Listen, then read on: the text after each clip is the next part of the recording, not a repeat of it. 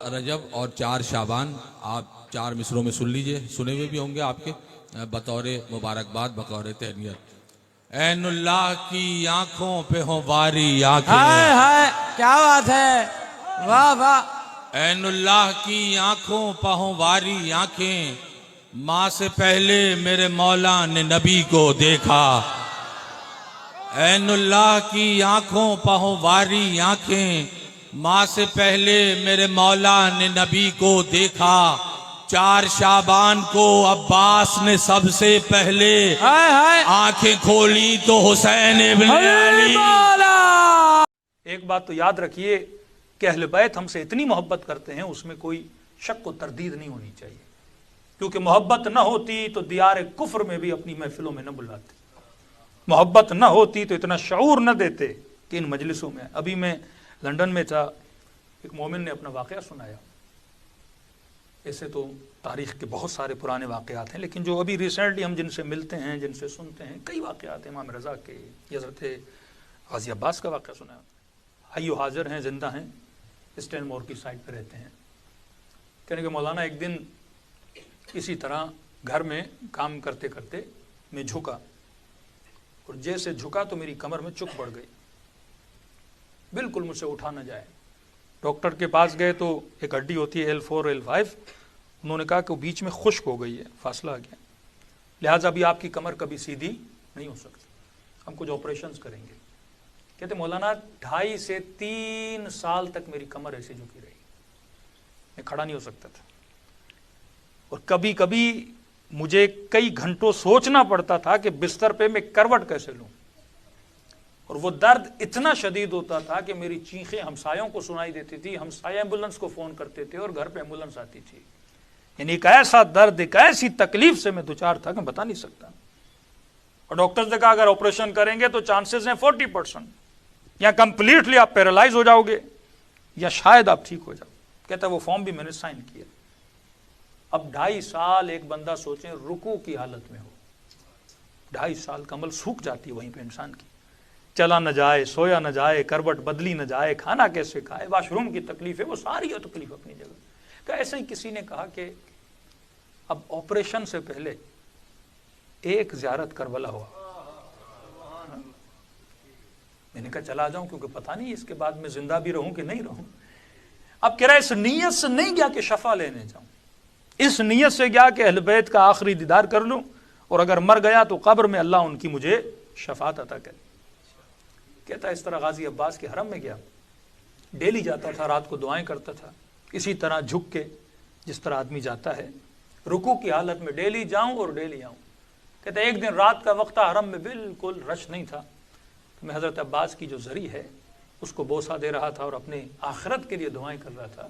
کہتے وہاں پہ ایک عربی لباس میں ایک عرب آیا، قدابر عرب، اور پرانے زمانے کے جو کوٹ ہوتے ہیں اور کپڑے ہوتے ہیں جو عربوں نے پہنے ہوتے ہیں، جو خدام آپ نے دیکھے ہوں گے خاص طریقے کپڑے پہنتے ہیں، وہ میری طرف آیا اور کہنے لگا کہ ظاہر، اب دیکھا کمر میری جھکی ہوئی ہے، کہ اپنی کمر کو حضرت عباس کی زری سے مس کرو۔ اب آپ کو پتا ہے کہ پاکستانیوں میں ادب بہت زیادہ ہوتا ہے، عقیدے کے اعتبار سے ادب بہت ہوتا ہے۔ اس نے کہا نہیں، ہم کمر نہیں کرتے حضرت عباس کی طرح، میں ایسے ہی چہرہ کر کے جاتا ہوں۔ کہ اس نے ڈانٹا مجھے، کہا تجھے تکلیف ہے اپنی کمر کو زری سے مس کرو۔ تو میں نے دیکھا کہ وہ کیا کر رہا تھا، کبھی زری پہ ہاتھ لگا کے آنکھوں پہ لگا رہا ہے، کبھی دل پہ لگا رہا ہے۔ جو مریض تھے وہ اپنے وجود کو حضرت عباس کی زری سے کیا کر رہے تھے، مس کر رہے تھے۔ کچھ نے رسیاں باندھ کے حضرت عباس کی زری کے ساتھ خود کو کیا کیا ہوا ہے، باندھا ہوا ہے۔ میں نے ایک بار بات نہیں مانی، مجھے ڈانٹا کہ کمر میں تکلیف ہے، میں کہہ رہا ہوں کہ اپنی کمر کو مس کرو حضرت عباس کی زری سے۔ کہتے مولانا جیسے میں نے اپنی کمر کی جو تکلیف تھی اور وہ جو ریڑھ کی ہڈی تھی وہ میں نے حضرت عباس کی زری سے مس کیا، اور کہتے جیسے میں نے مس کیا جیسے ہلکا سا ایک بیٹری کا کرنٹ لگتا ہے، آپ ہاتھ میں ہلکا سا بیٹری کا جیسے کرنٹ لگتا ہے، میں نے محسوس کیا کہ میری ہڈی کو وہ کرنٹ لگا، اور جیسے کرنٹ لگا میں نے اپنی کمر سیدھی کر دی۔ کہتا ہے میں نے زندگی میں اتنا گریہ نہیں کیا، کیونکہ اتنے سالوں کے بعد میں نے کھڑے ہو کے اپنی پہلی نماز پڑھی، وہ بھی حضرت عباس کے حرم میں پڑھی۔ کہتا مجھے یقین نہیں آیا، اب میں نمازیں ختم ہی نہ کروں، کیونکہ اتنے سالوں کے بعد، سمجھو 2.5-3 سال کے بعد بندے کو کھڑے ہو کے نماز پڑھنے کا موقع ملے، کہتا نماز پہ نماز پڑھے جاؤں۔ یہاں سے ہوٹل گیا، میرے چہرے پہ عجیب سی مسکراہٹ، اب ہوٹل والوں میں زائروں کو بھی نہیں پتا کہ میں مسکرا کیوں رہا ہوں، انہوں نے بھی محسوس نہیں کیا کہ بندہ کمر جھکا کے گیا تھا اور کمر سیدھی کر کے واپس آیا ہے۔ کہہ رہا ہے ہوٹل کے 7ویں منزل پہ جاؤں، اپنے بیگ لے کے نیچے آؤں، پھر اوپر جاؤں، میں اپنا چیک اپ کر رہا تھا، اگر شفا ملی ہے تو پھر میری وہ بار بار کہیں کہ کہیں کمر میں وہ نہ ہو جائے۔ میں نے کہا آپ نے کچھ محسوس نہیں کیا؟ پہلے تو میں اوپر تک بھی نہیں جاتا تھا۔ وہ سارے پریشان ہو گئے، ارے تمہاری کمر کیسی سیدھی ہو گئی؟ میں نے کہا اس در پہ جو آتا ہے اسے عباس شفا دے کے واپس بھیج دیتے ہیں۔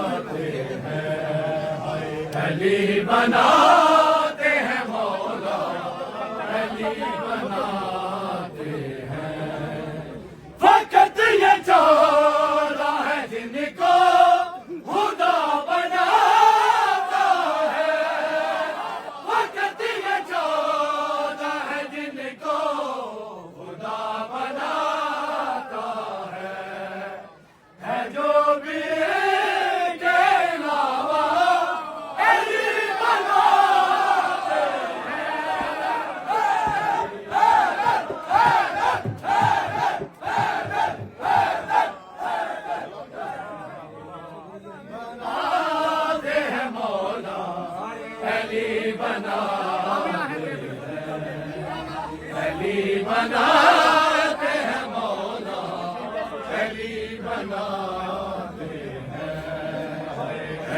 بناتے ہیں مولا، علی بناتے